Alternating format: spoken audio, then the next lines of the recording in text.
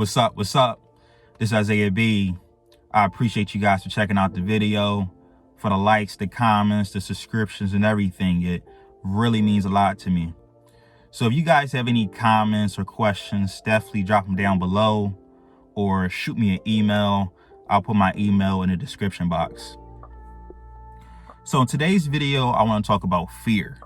Now, before going into it, I do want to say there may be certain reactions, certain experiences may come to mind, and certain considerations that you have to have when it comes to fear, because it's one of those things that people don't talk about, but it's something that everybody has. You know, it's that big pink elephant that's in the room, you know what I mean, that no one just never wants to discuss. But here we're going to do so instead.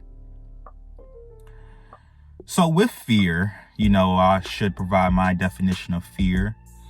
From my point of view, fear is an obstacle, a hindrance, something that's impeding you from becoming your best version, something that's not allowing you to become the best version of you, you know. And everybody has their own fear, you know. Some people are afraid of being happy. Other people are afraid of commitment. For someone else, it may be embarrassment, you know. So everybody has their own fears, their own hindrances that's stopping them. And when it comes to fear, it's always intriguing to me because a lot of people have fears, but there's two groups of people when it comes to that. There are people who have fear and it overcomes them, and they're almost a shell of who they could be because they're not able to face and overcome this fear. And then you have the other group. This group is someone who they do not allow fear to stop them from doing anything. When fear is coming this way, they're going towards it head on, you know.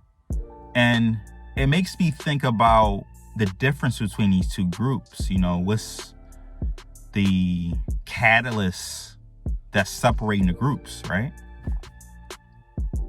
And I come to realize that the one thing that these groups have differently between each other, the difference is that courage. You know, that courage is what's separating the two, you know. Because you can have someone who's mindful of their fear. You know, they know it affects them. They know what it is. They can go on and on about how the fear is impeding them, but they still allow it to do so.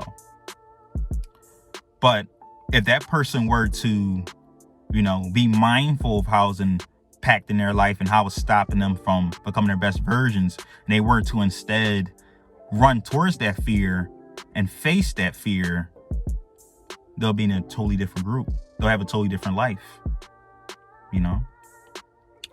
It makes me think back to not too long ago, actually, when I was squatting 300 pounds.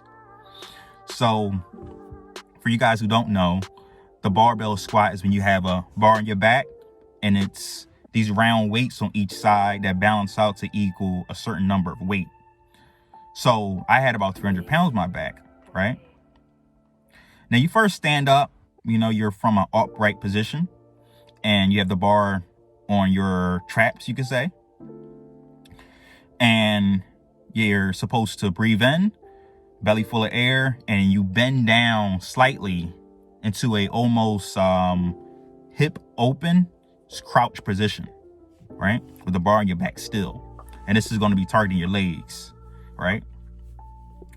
So as I was doing this exercise and I'm at the top, you know, I'm breathing in and I'm going down to the squat position, right? And as I'm starting to slowly, gradually go down, I'm thinking about how I'm feeling in this moment. And I felt anxiety and I felt fear rush through my body as I'm slowly, you know, descending down towards the floor. Now still within this position, you know, and form is good and everything, but I'm thinking, you know, what if people see me drop this weight What if my spine collapses under load? What if I make a mistake and I let one of my hands go and the bar slides over and I now have a broken cervix or what have you? And, the list just goes on of different fears I thought about, right? And in that moment was when I realized that I definitely need to face this fear continuously. So now I squat once a week and the weight has went up, And, this is something that one has to be mindful of.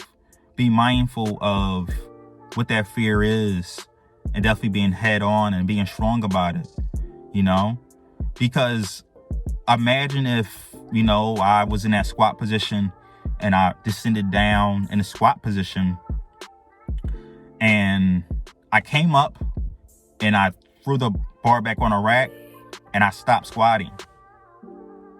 Imagine what my physique would look like.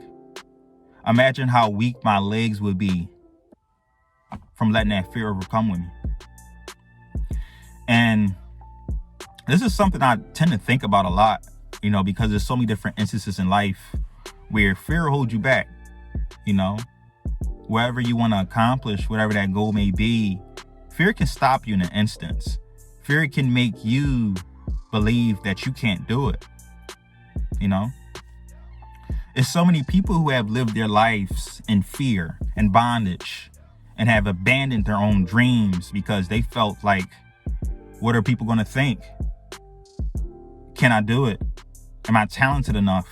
Am I smart enough? Am I tall enough? Am I good looking enough? I mean, the list could go on and on, but there are different things that people, let stop them. And fear is the biggest one.